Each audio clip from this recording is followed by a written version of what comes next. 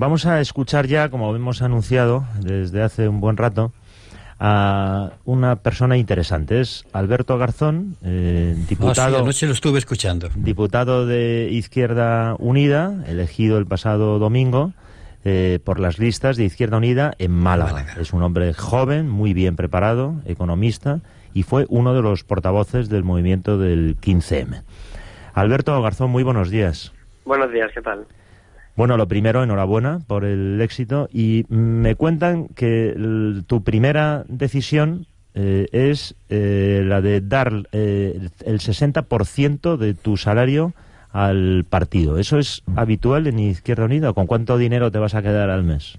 Sí, muchas gracias. No, pues está por los estatutos de Izquierda Unida, es lo que tiene que hacer cualquier cargo público de la formación, desde el concejal de un ayuntamiento que cobre un sueldo hasta el diputado. Tiene que donar la mayor parte de su sueldo a la formación, que es así una de las formas para financiarse, y es totalmente legal.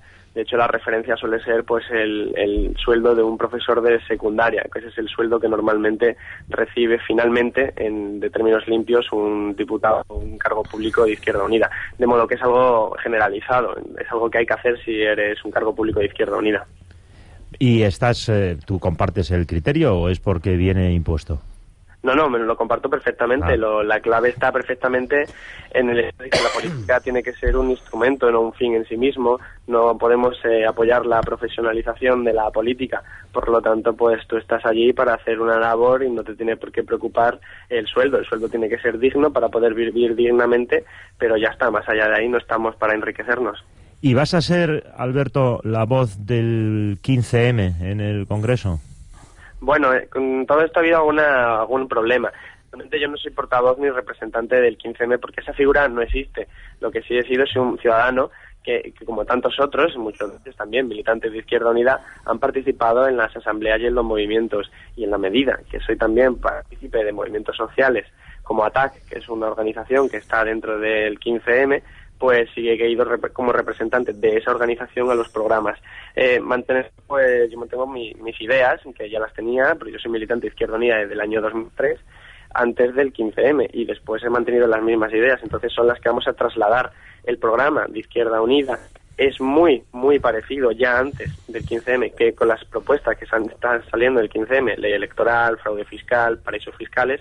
Por lo tanto, es muy probable que todas las proposiciones que nosotros vayamos a hacer en el Congreso, pues la gente del 15M las perciba como que están de acuerdo, porque en fin hay una compatibilidad enorme. Yo he escuchado ya, Alberto, en gentes que formaban parte y que están en el movimiento 15M, que te han criticado, que te han dado caña en la línea de decir que es una especie de traición al movimiento, que sigue declarándose no vinculado a ninguna sigla de ningún partido, y que insisten que ellos lo que quieren es cambiar las cosas desde fuera del sistema, no desde dentro. Sí, el movimiento del 15M es un movimiento muy heterogéneo, es apartidista, pero está formado por muchísima gente distinta que tiene su propia afiliación y ya venía como yo, por ejemplo, pues militante de Izquierda Unida y nunca lo oculté. Aún así, yo he participado en el 15M, pues sobre todo en mi condición de economista, explicando en diferentes asambleas pues qué ha pasado con la crisis, cuáles son las soluciones, etcétera. Entonces, yo nunca he escondido mi carnet de Izquierda Unida. Lo pasa que muchos medios han vendido que se ha dado el salto del 15M a la política, cuando realmente yo ya estaba en política y sobre todo yo estaba en Izquierda Unida antes del 15M. Hay gente que ha criticado, pero la inmensa mayoría, mi experiencia personal, que la inmensa mayoría de los que han estado en el día a día conmigo estaban contentísimos y de hecho han participado en la votación. ¿Tú crees que es posible que funcione un movimiento, una organización con ese sistema asambleario del 15M, que llaman ellos horizontal? Bueno, pues tiene sus dificultades cuando hablamos de asamblea de 5.000 personas, pero son unas dificultades obvias. Pero yo creo que tiene que madurar el movimiento del 15M, que tiene que madurar, y de hecho su intención inicial de no trabajar ni con partidos políticos transformadores, como sería el caso de Izquierda Unida, o con sindicato de clase, yo creo que eso le lleva al estancamiento. Creo que eso es lo que amenaza con deshinchar el movimiento. Creo que mucha gente se está dando cuenta dentro del movimiento 15M que tienen que madurar en sus metodologías de acción, de decisión, de toma de decisiones, y creo que están avanzando en el buen sentido, colaborando activamente pues con sindicatos de clase que están en la misma lucha, pero en otro frente. Al final esto es una gran guerra, hay diferentes frentes y bueno, es legítimo estar en cualquiera de ellos. Alberto, te he escuchado decir, he leído, más que escuchado, que tu político de referencia es Julio Anguita, y aquí le tienes, se está escuchando. ¿Qué le quieres decir? Sí, no, ayer mismo estuve con él en Córdoba. Pues nada, lo he dicho precisamente por el ejemplo de humildad y de honradez. Yo creo que es un ejemplo perfecto de cómo un político utiliza las instituciones como un instrumento y no como un fin en sí mismo, a diferencia de, por ejemplo, los expresidentes Aznar y González, que al término de su vida política compatibilizan una pensión vitalicia con sueldos millonarios en empresas privadas que ellos mismos han privatizado. Pues tenemos el ejemplo de Julio Anguita, que renunció a su pensión como vitalicia para poder seguir viviendo de la pensión que corresponde por su cualificación profesional. De modo que es ese ejemplo de humildad, de honradez política, el que yo creo que tiene que ser un referente ético para todos los diputados de Izquierda Unida. Julio, ¿qué opinas de esta joven promesa de la izquierda?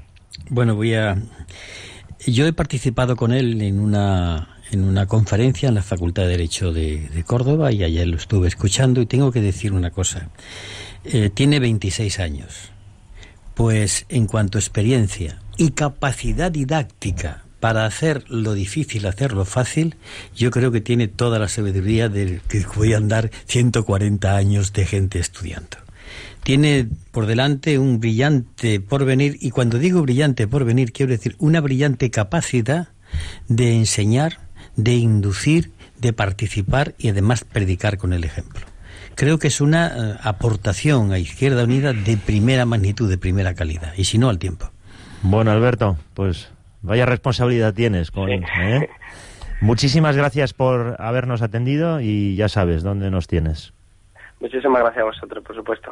Venga. Adiós, Alberto. Y ahora es el momento de escuchar El arpón de Ángel Antonio Herrera. Hubo indignados en la dorada primavera de aquello, que vivieron subidos al lema «pienso, luego molesto». Entiendo que el lema le parece del todo vigente a Alberto Garzón, primer parlamentario proveniente del movimiento 15M, que acaba de triunfar en Málaga con la coalición Izquierda Unida. De modo que él va a seguir pensando, o sea molestando, pero ya desde su escaño, donde quiere tener voz con ruidazo de calle y rebeldía de la que ya no se lleva. No extraña que Garzón tenga en su santuario laico a Julio Anguita, que no se callaba una y que sigue ejerciendo la cátedra de la disconformidad desde su juventud de muchos años.